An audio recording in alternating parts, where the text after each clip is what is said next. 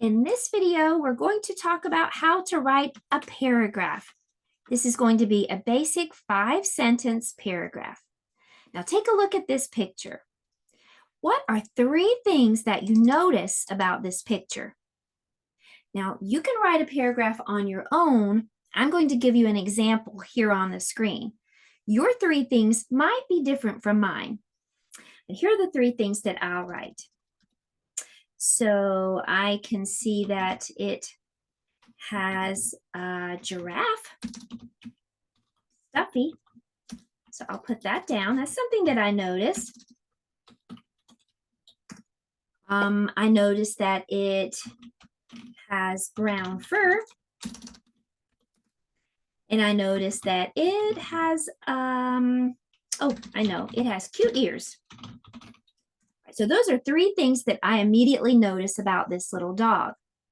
Now let's go back and let's look at each of these sentences. Let's read the first one that we wrote.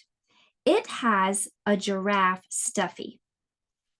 Okay, so let's see if we can explain that a little bit better, because what if this picture were gone? We would want our reader to be able to know what that giraffe stuffy looked like without having to see it. So maybe we want to say the giraffe looks small, the dog looks small, so the giraffe stuffy must be small. So maybe we want to say it has a small giraffe stuffy, and maybe we want to say where it got it. That it got from its owner. Now let's read this sentence. Instead of it has a giraffe stuffy, it says it has a small giraffe stuffy that it got from its owner. That's a much better sentence. It really helps our reader to know what the giraffe stuffy looks like. Let's try the next one. It has brown fur. Well, you know what? It kind of looks reddish brown. I think that would help our reader to be able to picture it even better. And if you look at it, the fur is darker on the top of its head and kind of lighter on its chest. So what if we say it has reddish brown fur that is lighter on the chest? Okay, that's better. All right, let's look at the third sentence we wrote. It has cute ears. So, what about if we say it has cute, fluffy? I think fluffy ears helps our reader to know a little bit more about what those ears look like. And the ears kind of hang down. They're not standing up like some dogs. So maybe we want to say that hang down. It has cute, fluffy ears that hang down. So that really helps our reader, in case the picture were not there, to kind of get a picture in their minds of what the dog looks like. Now, let's go back to the top. We want to tell our reader what they're about to read about. So we need an introductory sentence. Why don't we start with something like that? There once was a cute dog named, let's give him a name. How about George? There once was a cute dog named George. All right, now let's go to the end of the paragraph. We want to restate that first sentence in a little bit different way. The bottom sentence is our concluding sentence. So maybe we want to say something like this. George was an adorable, instead of cute, we'll change the word to adorable dog.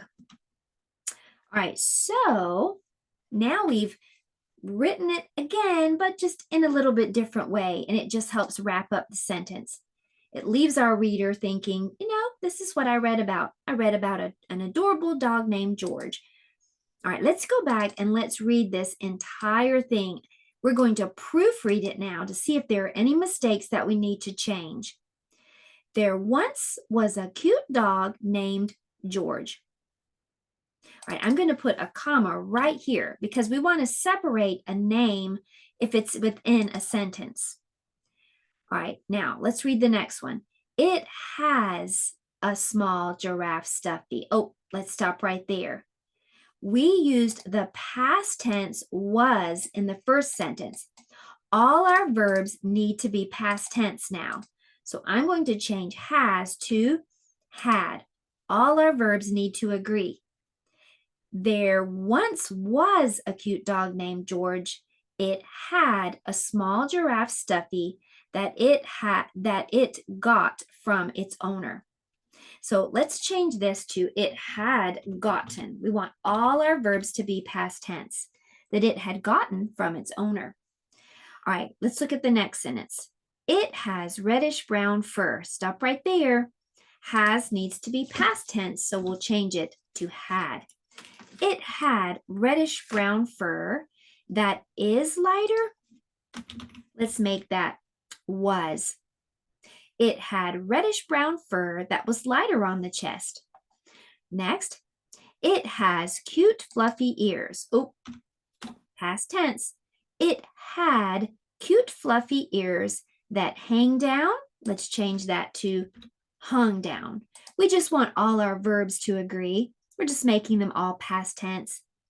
George was an adorable dog. We already used was, which is past tense, so we're good there.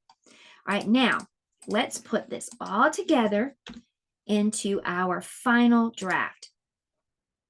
Sometimes that means rewriting it over if you're handwriting your paragraph just to make sure it's perfect and any changes that you've made have been corrected.